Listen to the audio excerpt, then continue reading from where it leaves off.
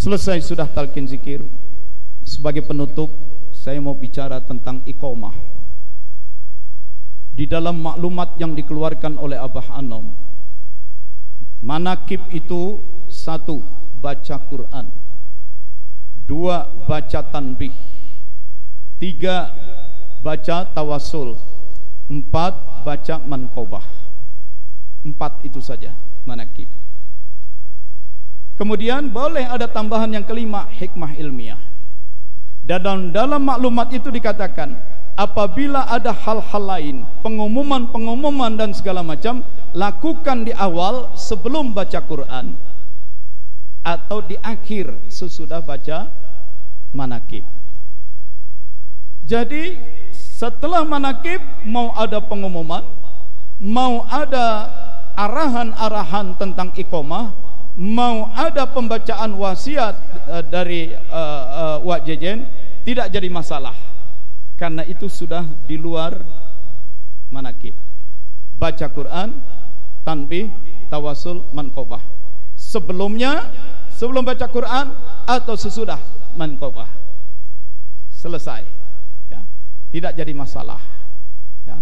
Kami pun di Jakarta, selesai manqobah, baca salawat dulu, sambil ada yang ngedarin kantong, ngumpulin sedekah, baru setelah itu masuk hikmah ilmiah. Itu soal manqobahnya. Jadikanlah tarekat Qadiriyah Naqsabandiyah ini sebagai nyawa hidup kita. Itu tarekat kita. Dan dalam tarekat hanya ada 2 tingkatan, murid, mursyid. Murid, mursyid, tidak ada lagi yang lain-lain. Bahkan wakil talqin pun bukan wakil mursyid. Kalau di pom bensin SPBU ada petugas SPBU, tarik itu selang bensin, colokkan ke tangki mobil, pencet, glek, mengalirlah bensin. Pekerjaan wakil talqin itu seperti petugas SPBU.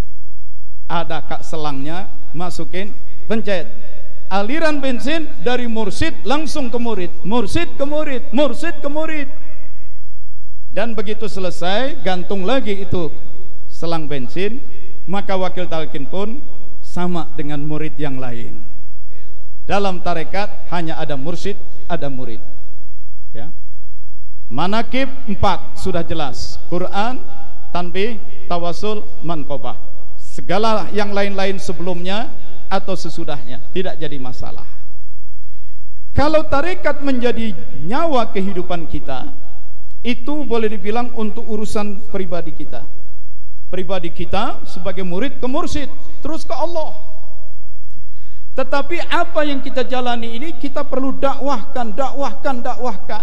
Bagaimana berdakwah itu urusan masing-masing, ya. Di Jakarta ada yang dulunya penyiar radio. Nah, sekarang kalau mau bikin stasiun radio kan mahal teknologinya. Sekarang tidak, cukup pakai Zoom, streaming ke YouTube, streaming ke Instagram. Nah, dia seperti siaran. Dia kumpulin anak-anak muda, dia berdakwah. Boleh nggak Pak Wafidin? Silahkan jalan. Ada lagi di kolong-kolong jembatan ada anak-anak pang. Dia ngurusin anak-anak pang yang rambutnya dicat macam-macam, diberikan kesadaran, diajak, dibawa ke masjid, diberikan talqin zikir dengan tato-tatonya, dengan rambut yang dicat warna-warni. Kembali ke kolong jembatan, zikir, khataman. Waktu main gitar, ngepang ya pang. Tapi saatnya sholat, saatnya zikir. Silakan, itu dakwah. Itu. Saya berdakwah, saya bikin lembaga amil zakat, saya bikin badan wakaf, itu urusan dakwah. Ada juga memang kita punya lembaga dakwah TKN, LDTKN. Untuk ibu-ibu namanya Ibu Bella, untuk anak-anak muda GMPS. Silakan. Tetapi lihat gambar yang tadi, penduduk Indonesia 273 juta, yang muslim 240 juta. 240 juta muslim ini tidak akan bisa didakwahi hanya oleh LDTKN, tidak bisa.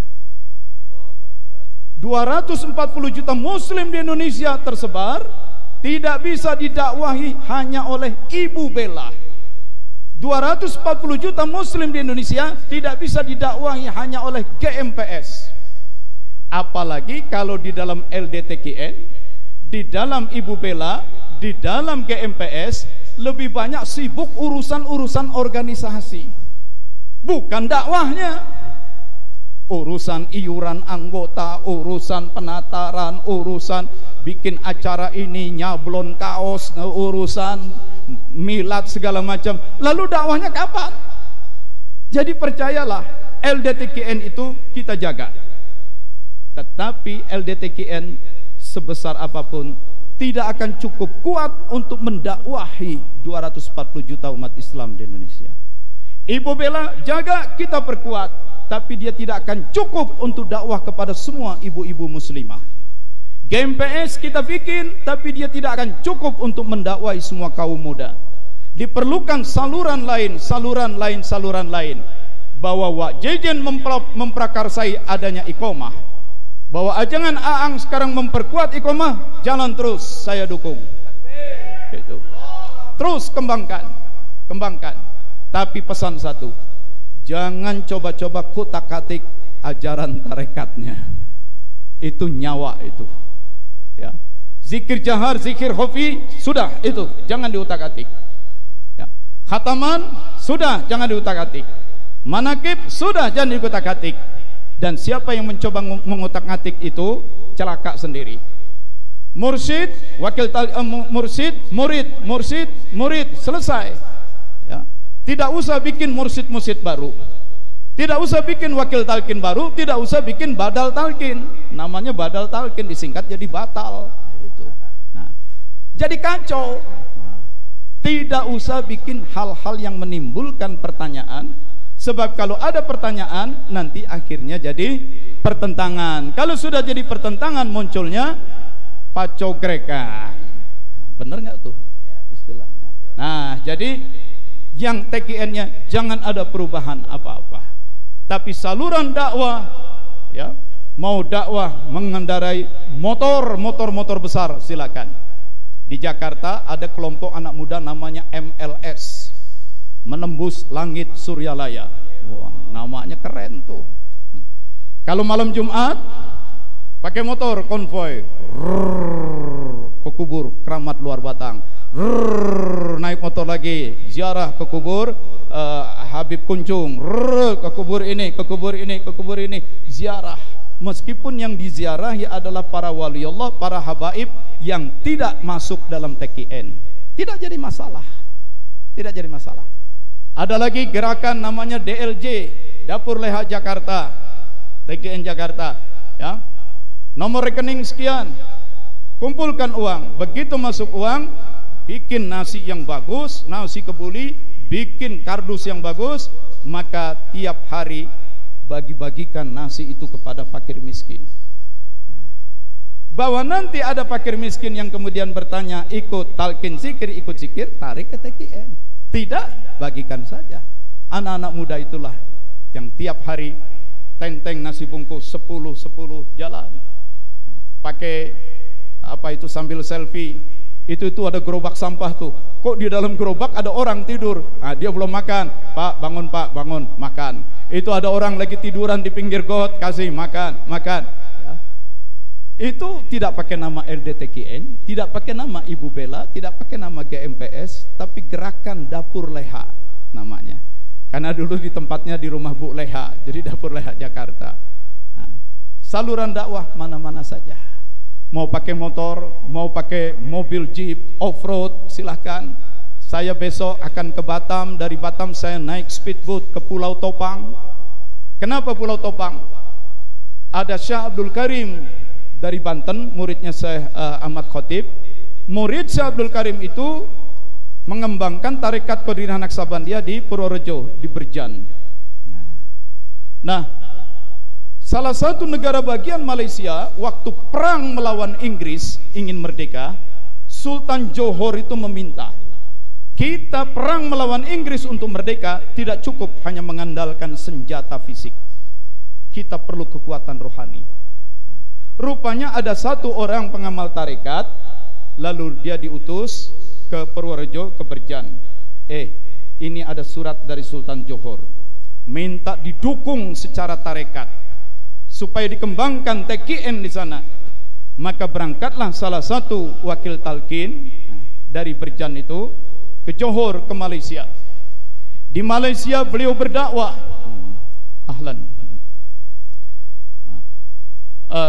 berdakwah mengembangkan tarekat Qadiriyah Naqsabandiyah. Kemudian berhasillah Malaysia merdeka dari Inggris. Berhasil mereka dari Inggris. Setelah selesai tugas di Johor, beliau itu kembali ke Indonesia, bawa murid-muridnya tinggal di sebuah pulau. Satu pulau itu sekarang isinya 1.300 orang, tapi semuanya pengamal tarekat. Di pulau itu tidak ada mobil. Saya datang ke sana 4 tahun lalu menggunakan speedboat itu, dan besok saya datang lagi. Tarekat apa itu? Tarekat Qadiriyah Naqsabandiyah. Dari mana jalurnya? Dari Berjan, Purworejo. Dari mana sambungannya? Ke Syekh Abdul Karim, Banten. Loh, bukan Suryalaya, bukan.